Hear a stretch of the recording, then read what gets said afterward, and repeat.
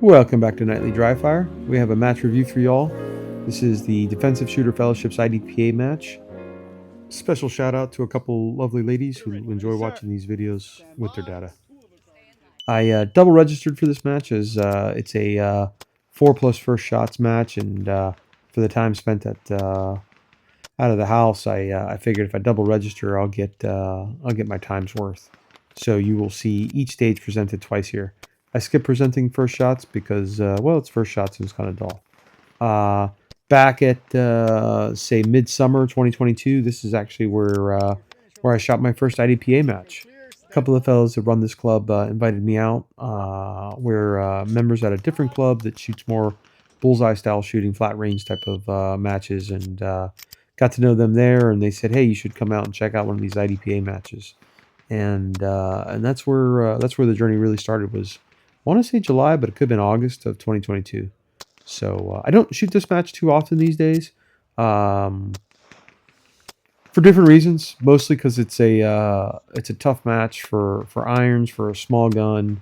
The time invested for the amount of shooting that you get done is it's tough. I got small kids at home, and to be gone for the bulk of the day for 4 stages, the yeah, it's just hard for me to make that sacrifice. So anyway, it is generally a pretty hard match. This is known amongst the IDPA shooters that this is a tough match.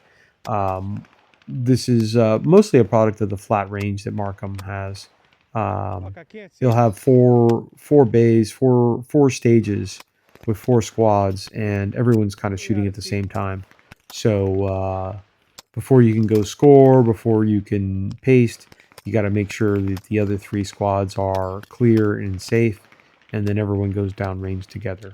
Also, if there is movement, it's lateral movement. There's no front to back movement. The stages are pretty flat in nature as a result. Not an ideal range for this kind of match, but the guys find ways every month to make the match interesting and challenging. Here you see a outlaw stage, 24 round count stage, which is outside of what IDPA typically does, but it's an outlaw stage, so they have the flexibility of doing a stage like this. You will notice or not notice the targets I'm shooting at there. There were 3 targets that were tucked behind barrels, and from this shooting position, only their heads were exposed. Really difficult shooting, especially at the distances they were. I thought I had a mag with ammo in it that I dropped there. Turns out, no. I just got lost in my round count with the stage here. And then those targets in the back. That I want to say that's 20 yards back there, behind 2 moving non-threats. Yeah, just a challenge of a stage. Here's a little more straightforward, more typical IDPA. It's almost like a standard stage, although it is a scenario stage. You have 4 targets on the left and 4 targets on the right, with 1 tucked right behind the wall. Slice the pie, pretty cool, pretty typical fare. Um, you know what can be done on this type of range. Um, so yeah, States is at the end of January, and just because of life, the universe, and everything, this is probably going to be my last IDPA match that I can shoot before States. So it was good to get out here and shoot this match. I double registered so that I could shoot twice as much for the same amount of time invested in being away from the family. And the guys at DSF were gracious enough to allow me to do that. So thank you, gentlemen. Much appreciated.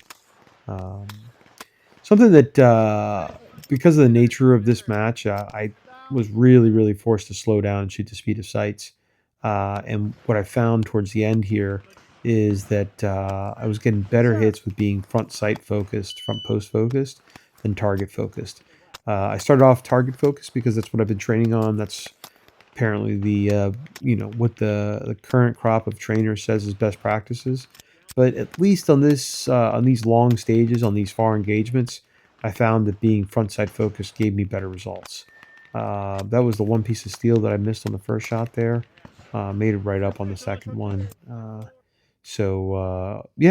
Yeah, front sight focused is uh,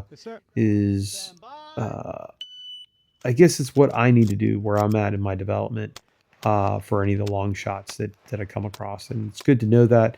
It's good to see a bunch of targets at these further ranges. So when it does present, because it will present that way at states, um, I'll have the right tool in my tool bag, as it were, to address those targets. There's two what is it, up and downs, disappearing targets. First one went by pretty quick. Only down 4 with a 20-second raw time. That was a really good stage for me. Finished third.